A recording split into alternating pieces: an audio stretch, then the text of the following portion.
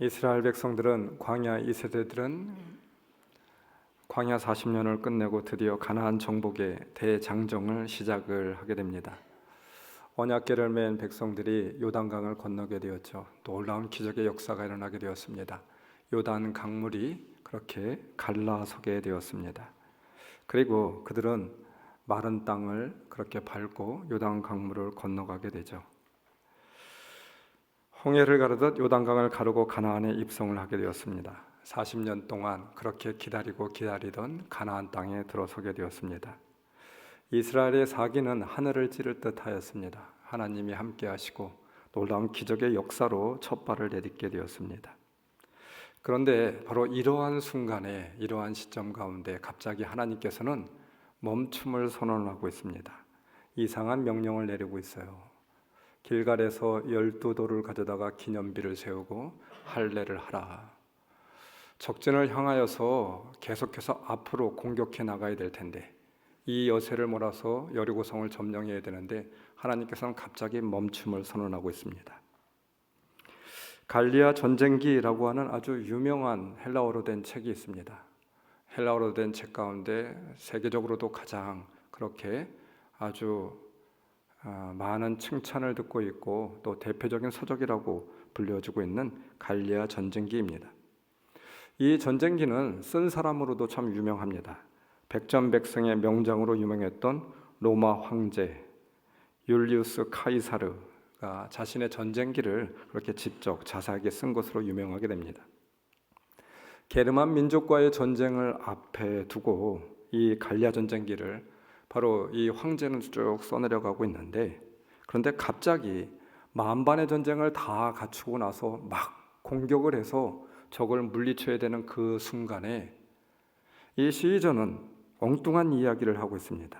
느닷없이 전쟁에 대한 전략, 또 전쟁을 어떻게 이겨야 되는지에 대한 그런 것들을 기술을 하는 것이 아니라 뜬금없이 그 지방의 풍속, 지형의 특색, 사람들의 모습, 사람들이 어떻게 살아가는지, 어떻게 결혼을 하고 있는지, 풍속, 생활 등에 대하여서 자세히 기록을 하고 있었습니다. 이 전쟁기는 전쟁기가 아니라 마치 여행기에 가까울 정도로 그 이상으로 그 나라의 지리와 또 민족에 대한 이야기가 참 많이 그렇게 쓰여지고 있습니다. 전쟁과는 상관없는 이야기를 하고 있습니다. 왜 그럴까? 후세학자들은 이 시저가 도대체 무엇을 노리고 이 글을 쓰고 있는 것일까? 굉장히 유명한 책인데 그것에 대해서 많은 고찰을 하게 되었습니다. 그리고 한 가지 결론을 내린 것이 있었습니다. 이 시저는 다른 장군들과는 달리 카이사르에게 있어서 전쟁의 목적은 단순히 싸움을 하여서 이기는 것이 아니라 궁극적으로 그 지방을 바로 지배하는 것이었다, 통치하는 것이었다 라고 결론을 내리고 있습니다. 이미 이긴 싸움입니다. 전쟁에 어떻게 싸워 이기느냐 중요함이 아니라 어떻게 그 지방을 통치하느냐, 이것이 바로 그 사람에게는 중요한 것이었다라고 하는 것이죠. 어떻게 보면 너무 교만하고 자신만만한 것 같지만 이것이 바로 승리의 비결이 아닐까요? 이와 같은 자신감 없이 전쟁을 하지도 않겠다라고 하는 말일 것입니다. 그뿐만 아니라 카이사르에게 정말 중요한 것은 승리도 승리이지만 전쟁을 해야 하는 이유와 목적이 바로 그에게는 중요했다라고 하는 것입니다. 오늘 말씀 5장 1절에는 가나안 사람들이 하나님이 요단강을 말리셨다는 소식을 듣고 간담이 서늘했고 이스라엘 자손 앞에서 용기를 잃고 말았다. 아군의 사기는 최상이었고 적의 사기는 최악이었습니다. 저들과 하나님이 동행하고 있구나. 요단강물을 건너는 것을 보라. 그들이 똑똑히 보게 되었습니다. 정말 이와 같은 놀라운 그런 역사 가운데 하나님께서는 그들에게 멈춤을 선언하고 있죠. 싸움을 벌이기에 가장 중요한 시점이 있습니다. 군사적 작전은 타이밍이 생명인 만큼 이스라엘은 곧 이 여세를 몰아서 여리고성을 물리쳐야만 됩니다. 난공불락의 여리고성이라고 하지만 하나님이 동행하시고 있고 이와 같은 기세라고 하면 여리고성을 못 넘을 이유가 없습니다. 그런데 하나님께서는 바로 이와 같은 시점에 할례를 하라 명령을 하고 있어요. 기념비를 세워라. 여호수아기 4장부터 5장까지는 이스라엘이 요단강을 건넌 후의 상황을 보여주고 있는데, 요단강을 건넌 후 하나님의 멈춤이란 의미가 담겨 있는 멈춤이라고 저는 믿습니다. 단순히 그냥 동작을 멈추는 데 있지 않은 것이죠. 멈춤이 곧 시작이 되고 있습니다. 가나안의 주인이 되어지는 시작인 것이죠. 여리고성 앞에 서 있는 이스라엘에게 주문한 것은 무엇입니까? 그리고 이 시작을 위하여서 이스라엘이 갖춰져야 될 것은 무엇입니까? 진정한 승리, 가나안의 주인, 우리 또한 원하는 것이죠. 이 가나안의 주인이 되기 위하여서 하나님께서 우리들에게 이스라엘 백성과 여호수아에게 하셨던 말씀과 같이 원하시는 것은 무엇인지, 오늘 이 시간 말씀을 통하여서 우리 마음 가운데 다시 새겨 넣을 수 있는 그런 귀한 시간이 되어지기를 주님의 이름으로 축원합니다. 멈춤이 아닌 시작이 되어야 될 것이 무엇인지 오늘 다시 한번 은혜를 같이 나눌 수 있는 귀한 시간이 되기를 원합니다. 하나님이 여호수아를 통해 내린 명령은 가장 중요한 일이었어요. 그 중요한 일은 멈추고 시작해야 할 일은 기념비를 세워라 였습니다. 이것이 첫째 명령이었어요. 돌을 쌓아서 요단강변 마른 땅을 그렇게 딛고 건넜던 그 강변의 돌을 가져다가 기념비를 세워라, 이 말입니다. 잊어버리지 않게 기념비를 세우는 일이었습니다. 여러분, 이것이 왜 중요합니까? 후대를 잇기 위함이었어요. 다음 세대를 위하여서 기념비를 세우라고 말씀하고 있습니다. 눈앞의 전쟁보다는 중요한 것은 다음 세대를 생각하는 것이죠. 하나님은 아직 태어나지도 않은 후손들을 먼저 생각하고 계셨습니다. 여러분, 이 말씀이 무엇입니까? 전쟁은 이미 이긴 전쟁입니다. 전쟁을 하고 전쟁에 승리하는 것이 중요함이 아니라 이 전쟁의 승리를 기억하는 일, 그리고 남겨주는 일, 계속해서 이어가는 일, 이것이 중요하다라고 하는 말입니다. 하나님의 생각은 우리의 생각과 다릅니다. 우리는 당장 어떻게 여리고성을 넘어야 되지, 어떻게 가나안을 정복해야 되지 생각하고 있는데, 하나님은 다음 세대를 먼저 생각하고 있습니다. 그래서 기념비를 세우라고 하고 있죠. 우리는 순간의 위급함을 모면하는 것이 전부인 때가 얼마나 많이 있습니까? 우리가 인생을 살아가면서도 늘 눈앞에 닥쳐있는 그 일 때문에 전전긍긍하고 있잖아요. 당장 잘 먹고 잘 살고 내 앞에 담겨져 있는 그 문제를 해결하기 위하여서 우리는 어찌할 줄을 모르고 급급해하고 있습니다. 그런데 하나님께서는 더 중요한 일이 있대요. 그것은 우리의 다음 세대를 위한 신앙교육이었습니다. 하나님은 이미 광야 시절 모세의 입을 통해서 이스라엘 다음 세대의 교육의 중요성에 대해서 몇 번씩 경고를 하고 있었습니다. 신명기 8장, 네가 먹어서 배부르고 아름다운 집을 짓고 거하게 되며 내 우양이 번성하여 내 은금이 증식되며 내 소유가 풍성하게 될 때에 두렵건대 네가 마음에 이르기를 내 능과 내 손의 힘으로 내가 이 재물을 얻었다 할까 하노라. 내 여호와 하나님을 기억하라. 그가 내가 재물 얻을 능을 주셨음이라. 만약 그렇지 않으면 너희 앞에서 멸망시킨 민족들 같이 너희도 멸망하리니 이는 너희가 너희 하나님 여호와의 소리를 청종치 아니함이러라. 전쟁의 승리 이후에 이스라엘이 교만하여서 버림받지 않기 위해서는 정신을 바짝 차리고 영적 지식을 자녀들에게 전수하라고 기념비를 세우라고 말씀하고 있습니다. 이것이 계속해서 바로 승리를 이어갈 수 있는 비결이래요. 만약 그렇지 않으면 그토록 갈망했던 물질적 풍요와 안정이 오히려 다음 세대에 그들의 영혼을 병들게 하고 축복의 근원인 하나님을 잊어버리게 되어서 그들의 인생을 오히려 파괴시킬 것임을 하나님께서는 자각하라 말씀하고 있는 것이죠.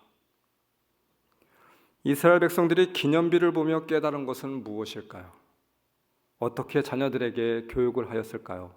저는 말씀을 보면서 한번 묵상해 보았습니다. 아들아, 너는 알고 있니?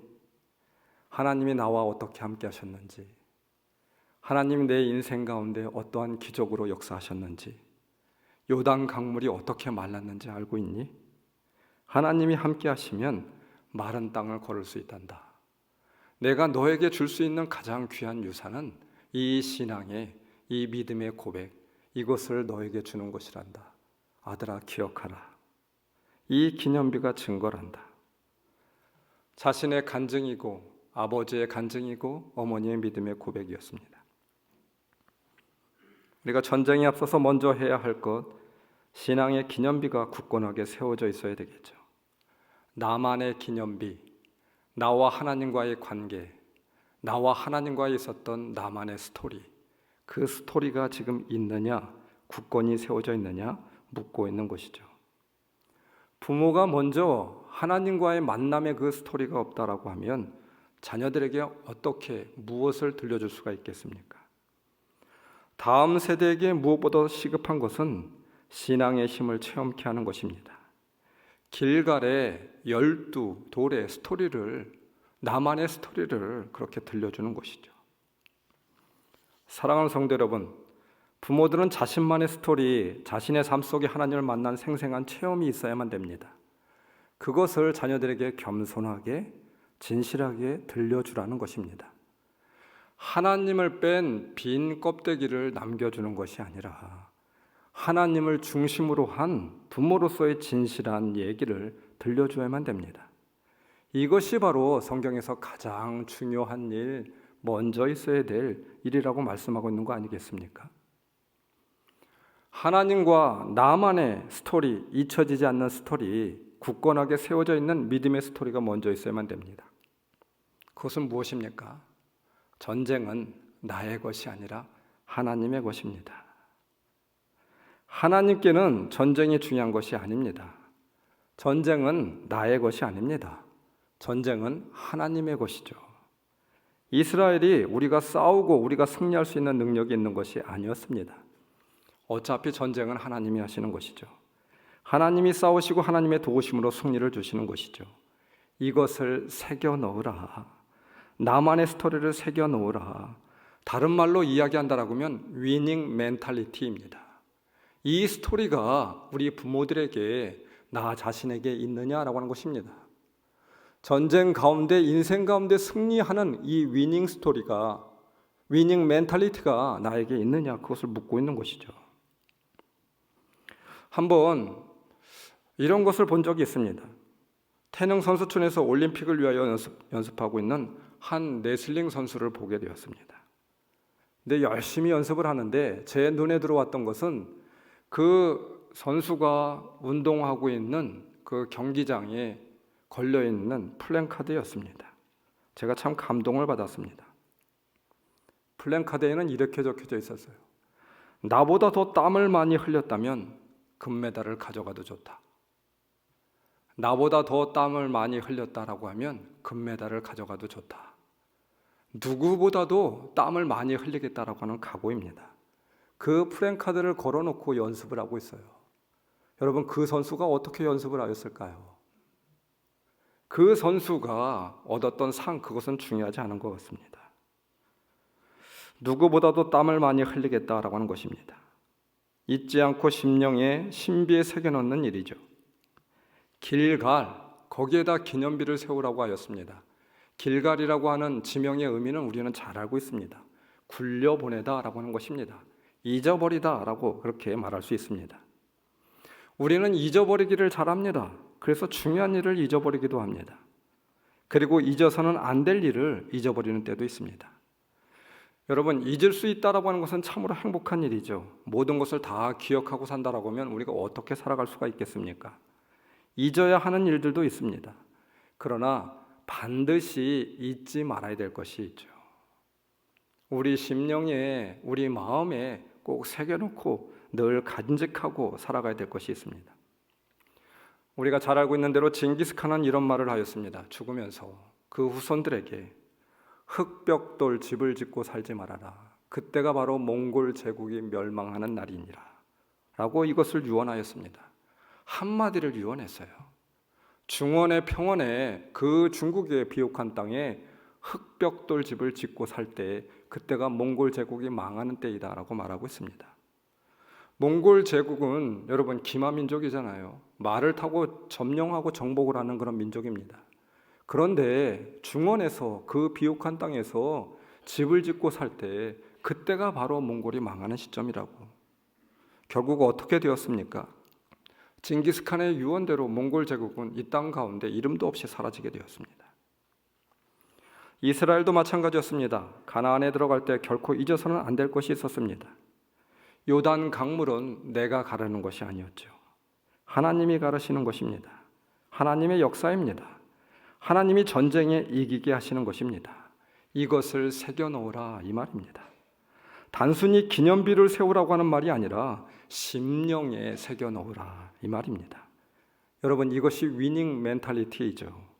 승리하기 위하여 승리할 수밖에 없는 멘탈리티. 우리의 신앙의 용어로 이야기한다고 하면 믿음의 고백, 나의 신앙의 고백, 이것이 찾아져야만 됩니다. 이것이 우리 심령에 오롯이 새겨 넣어져 있어야만 됩니다. 사랑하는 성도 여러분, 여러분 스스로에게 물어보십시오.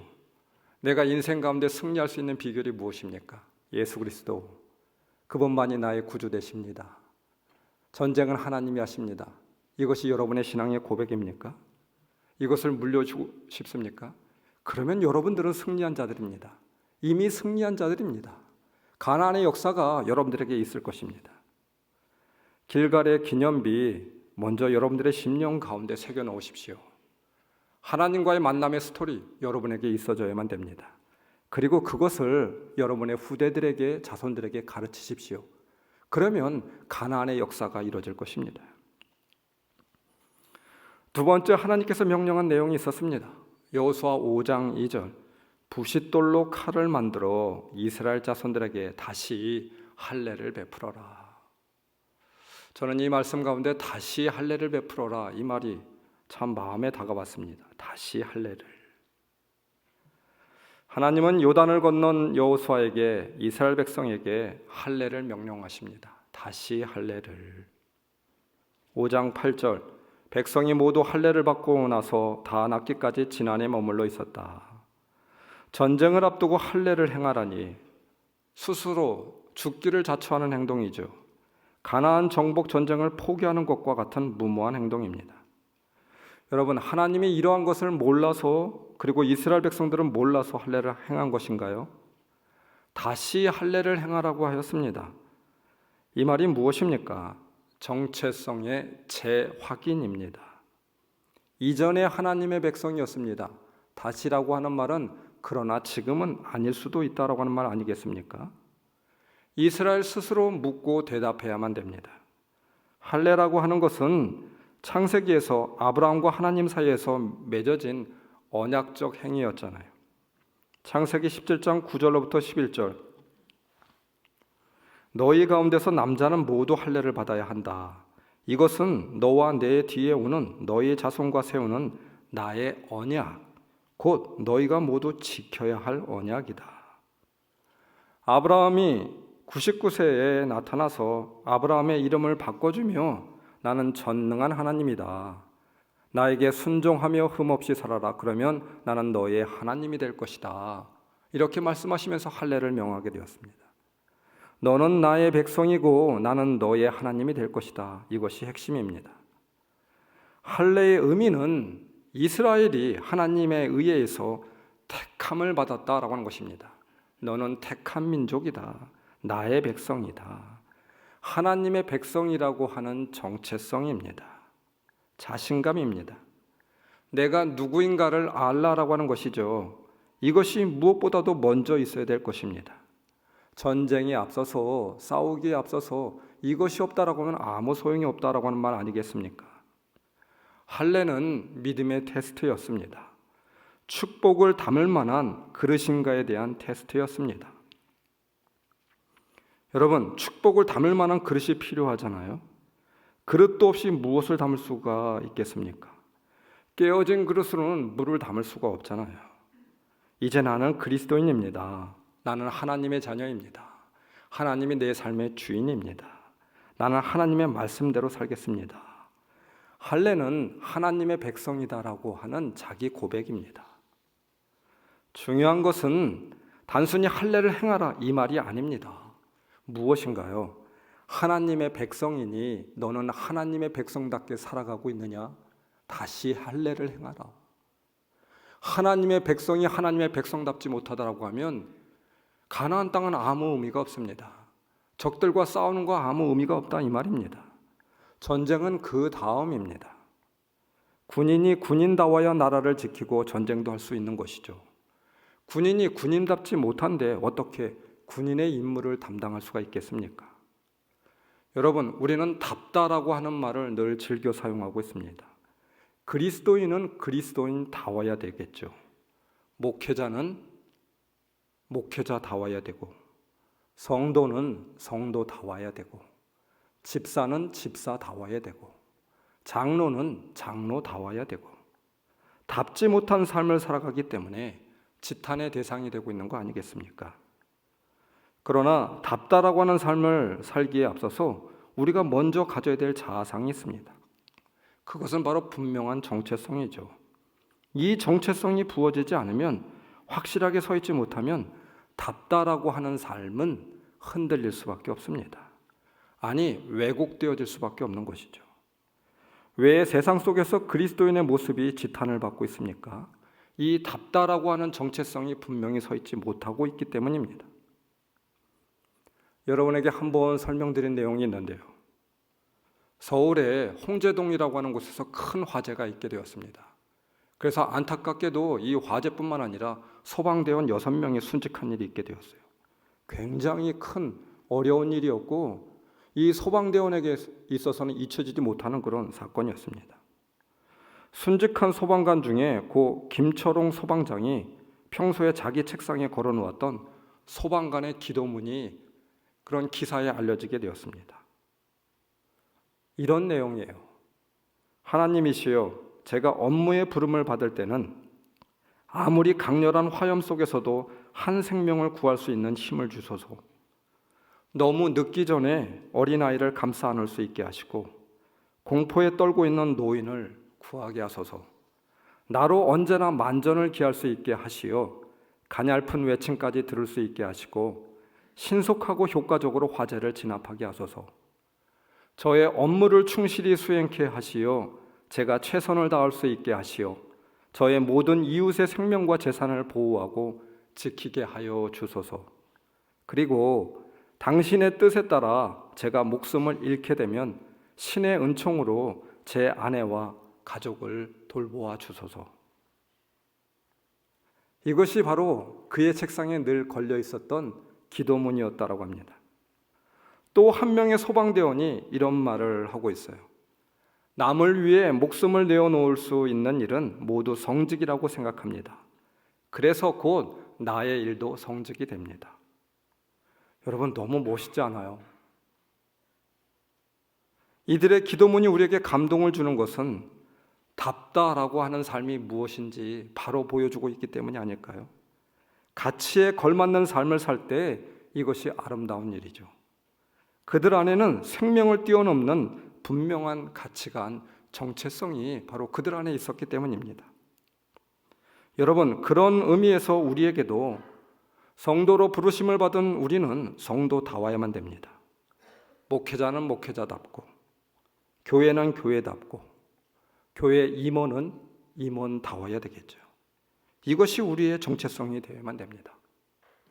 말씀을 준비하면서 고 김영훈 목사님의 글을 읽으며 메모해 둔 글이 있습니다. 목사님이 이런 말씀을 하세요. 신앙교를 다닐 때 제게 가장 큰 영향력을 끼쳤던 노 교수님이 계셨습니다. 졸업을 할 때 그분이 제게 이런 말씀을 하셨습니다. 목회는 산을 오르는 것과 같아. 산을 사랑하는 산 사람은 산을 오르다가 산에서 죽을 수 있어. 그러므로 산을 오르면서 어디에서 죽을 것인지 결정하고 산을 올라야 돼. 산에 올라보지도 않고 산 기슭에서 자질구레한 문제를 가지고 싸우다 보면 그것은 순교자가 아니라 헛된 죽음입니다.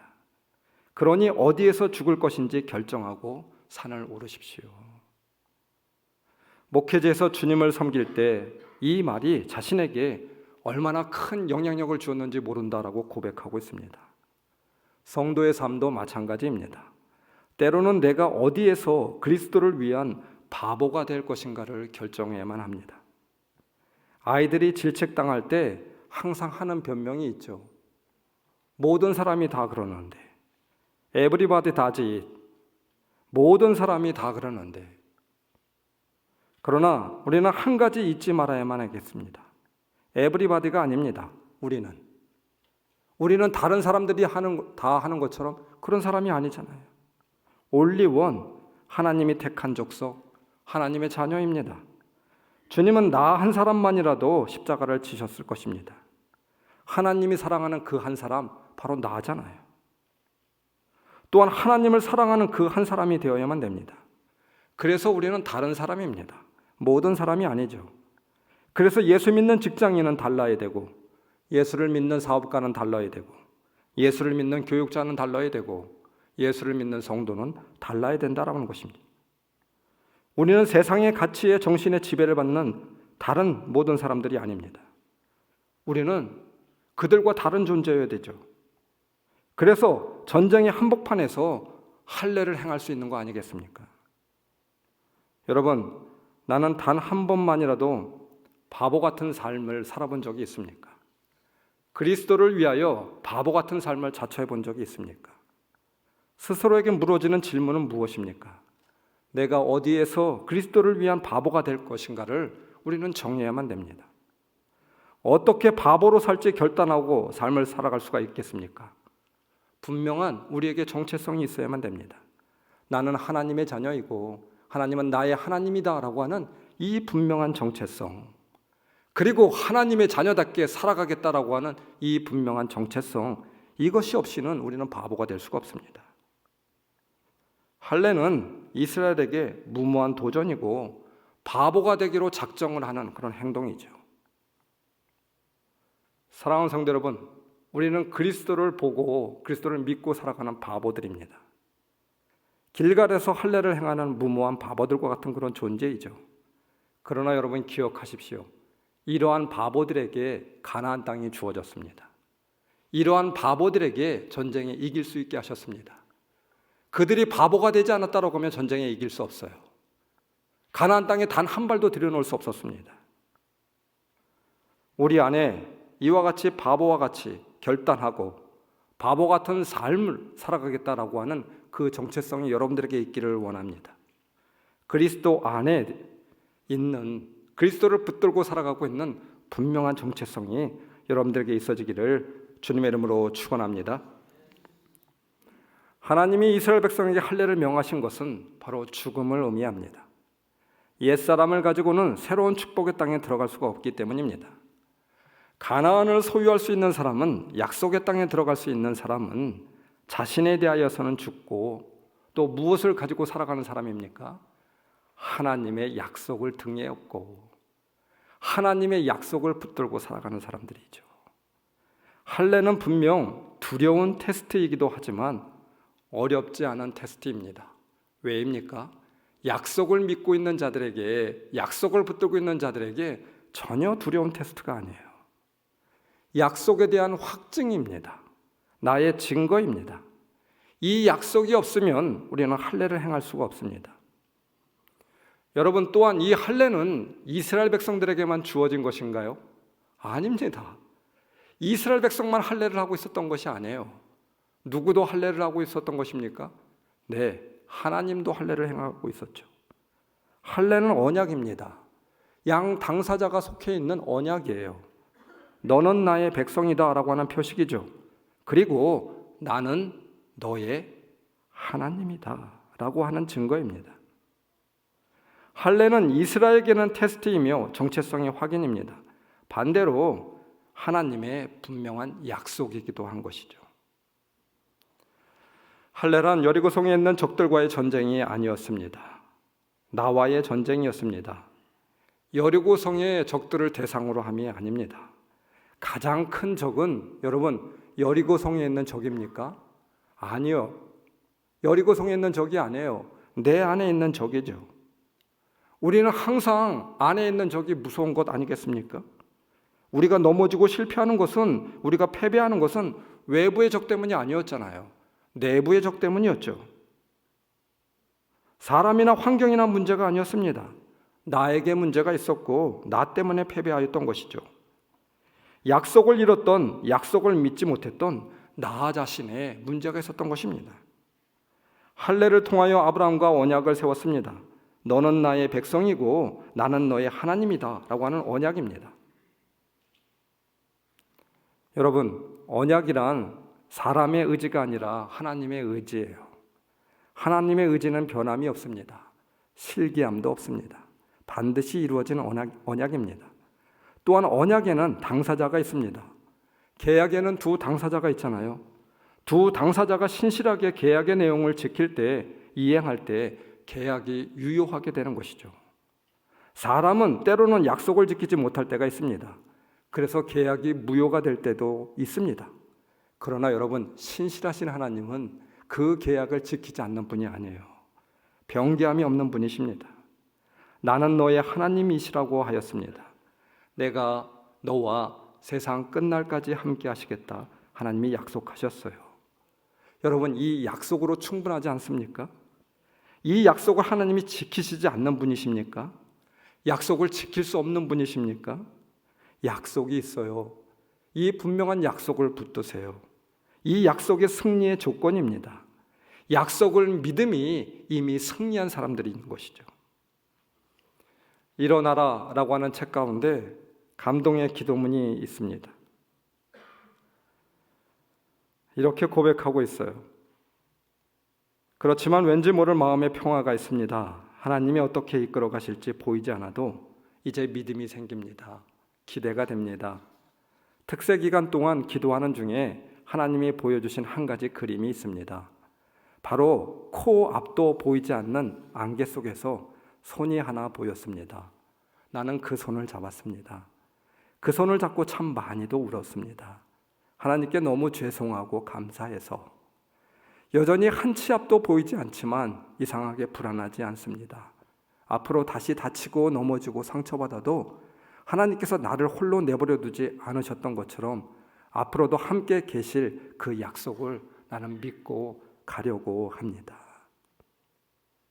라고 하는 고백이었습니다. 지난주에 제 아들이 찬양을 하나 들려주면서 아빠, 이 찬양을 부르면서 참 많이 기도했어요 라고 하면서 저에게 찬양 한 곡을 그렇게 들려주더라고요. 예수의 길이라고 하는 찬양이었습니다.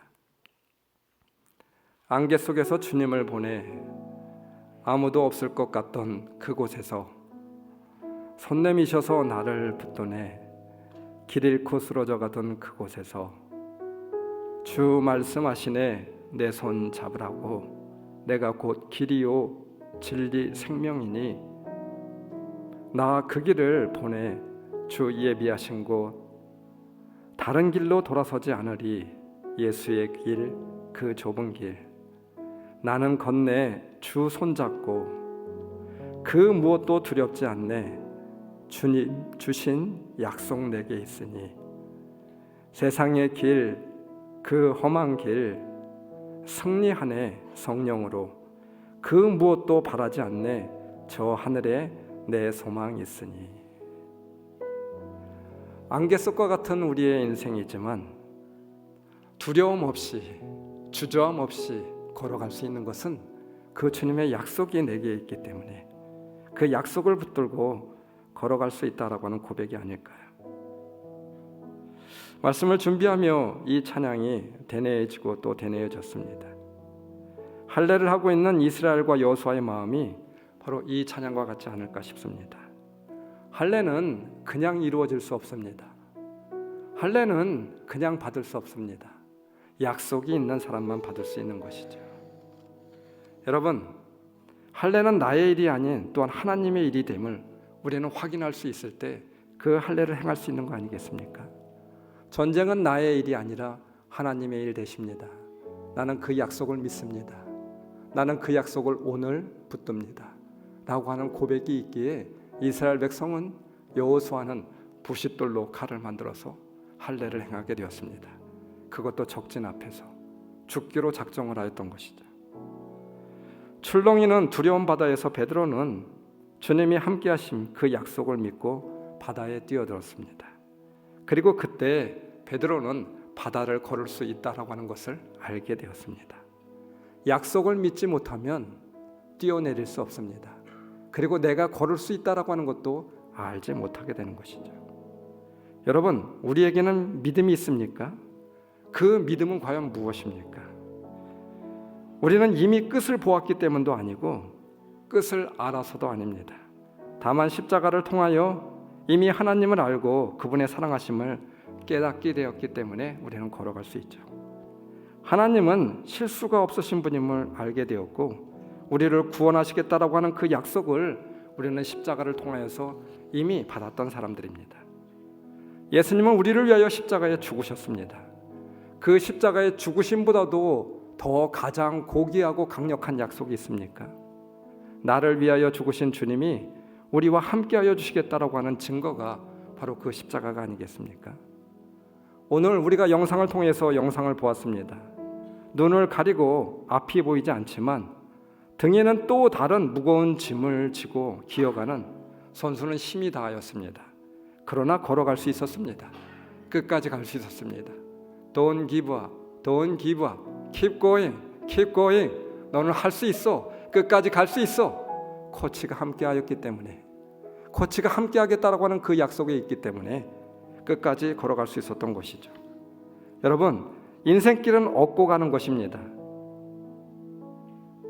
주님을 얻고 하나님의 약속을 얻고 가는 길, 힘들고 어렵지만 얻고 갈 때 우리는 끝까지 갈 수 있습니다. 오늘 이 시간 우리 또한 가나안 전쟁 앞에 있습니다. 여리고 성 앞에 있습니다. 여러분들이 그 하나님의 약속을 붙들고 분명한 정체성을 여러분들의 심령에 새겨놓을 수 있기를 주님의 이름으로 축원합니다. 그러면 여러분 또한 승리자가 될 것입니다. 2023년 그 주님의 약속을 믿고 주님과 함께 동반자가 되어서 걸어갈 수 있는 저와 우리 좋은교회 모든 성도 여러분들이 다 될 수 있기를 주님의 이름으로 축원합니다. 우리 말씀을 기억하시면서 우리 통성으로 기도합시다.